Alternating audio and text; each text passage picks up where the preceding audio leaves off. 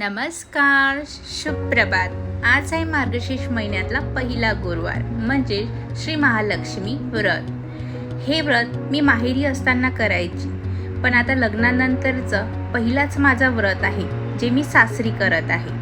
आणि हे व्रत खूप खास आहे माझ्यासाठी, कारण हे व्रत मी एकटी नाही तर माझे राव म्हणजेच माझे पती देखील हे व्रत करत आहेत माझ्यासोबत. म्हणून हे व्रत माझ्यासाठी खूप खास आहे. आम्ही दोघंही सकाळी 5:30ला उठून छान अंगणात पाणी शिंपडून आणि घर स्वच्छ पुसून घेतले. त्यानंतर बघता बघता 6 वाजले होते. अरे हे काय, आंघोळीवरून आल्यावरती किचनमध्ये गेल्यावर बघते तर रावांनी देवाची सर्व भांडी स्वच्छ धुवून एका कोपऱ्यात ठेवलेली होती. रावांनी तर माझं अर्ध कामच कमी केलंय. चला तर मग व्रताला प्रारंभ करूया. सर्वप्रथम देवाची सर्व भांडे एका कापडाने मी छान स्वच्छ पुसून घेतलेले आहेत. पूजेसाठी लागणारे 5 वेगवेगळ्या प्रकारचे कडधान्य मी घेतलेले आहे.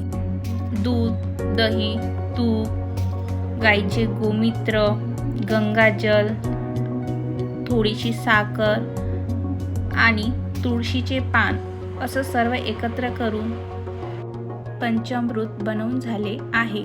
त्यानंतर मी बनवायला घेतले हार. फुलांमध्ये बघते तर काय, वेणी. मला वाटलं रावांनी ह्या वेणी देवीसाठी आणल्या असाव्यात, पण राव बोलले की ह्या वेणी तुझ्यासाठी पण आहे, कारण तू माझी लक्ष्मी आहे. खूप भारी वाटलं रावांचं हे बोलणं ऐकून. बरं ते जाऊ द्या, माझी पहिलीच वेळ आहे ब्लॉग बनवायची. काही चूक झाली असेल तर मला कमेंट करून नक्की कळवाल.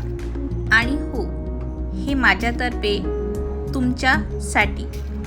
चला तर मग आता माझे हारही रेडी झालेले आहे. चला तर मग एका ताटामध्ये पूजेचे साहित्य काढून घेऊया, कारण की मग पूजेला बसल्यावर धावपळ होणार नाही आणि आपली पूजा पण शांततेत पूर्ण होणार. 5 वेगवेगळ्या प्रकारच्या वनस्पती मी घेतलेल्या आहेत आणि काही तुळशीच्या मंजुऱ्याही मी श्रीकृष्णाला अर्पण करण्यासाठी इथे घेतलेल्या आहेत. थोडेसे फुलं देवाला अर्पण करण्यासाठी आणि देवीची वेणी. पूजेसाठी लागणारा प्रसाद, विड्याची पाने विडा वाढण्यासाठी, तसेच पंचामृत, देवीचा खण,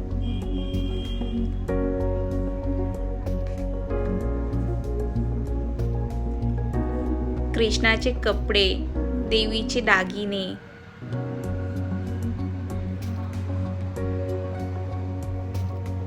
आणि सर्वात महत्त्वाचे म्हणजे देवीसाठी जोडवे, देवीची वस्त्रे, श्रीकृष्णाचे वस्त्र, पाणी आणि श्री महालक्ष्मी कथा. चला तर मी आता पूजेसाठी होते तयार.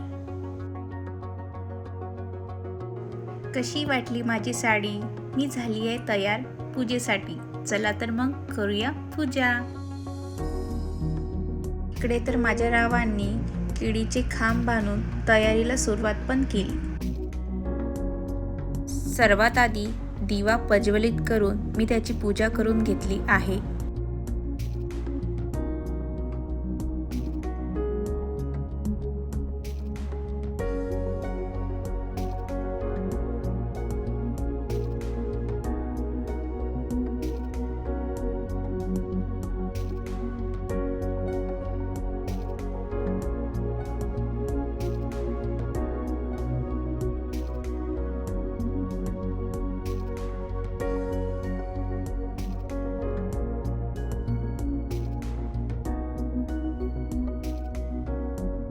लक्ष्मीचा मुखवटा घेऊन तिला छान असं डेकोरेट करून घेतलेला आहे.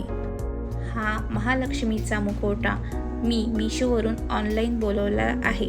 मुखवटा श्रीफळाला म्हणजेच नारळाला जॉईन करून घेतलेला आहे. झाली आपली महालक्ष्मी माता तयार. नंतर मी तांदळाची महालक्ष्मी बनवत आहे.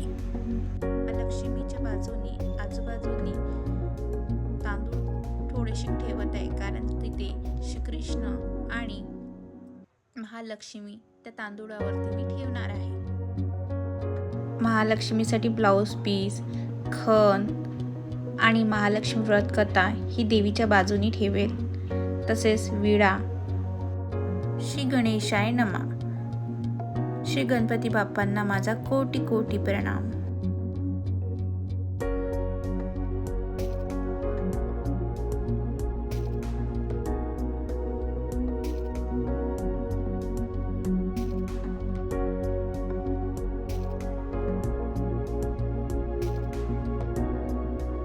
ओम केशवाय नमः. ओम माधवाय नमः. ओम नमो भगवते वासुदेवाय नमः. ओम महालक्ष्मी नमः.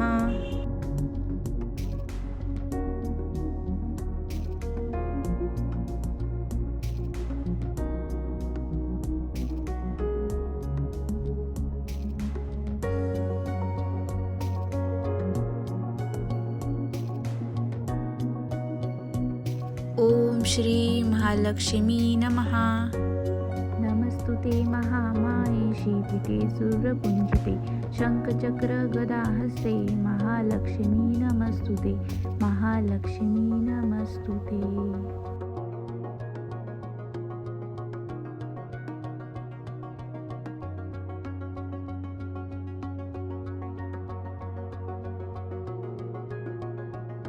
ओम भूर्भुवस्सुः तत्सवितुर्वरेण्यं भर्गो देवस्य धीमहि धियो यो नः प्रचोदयात्.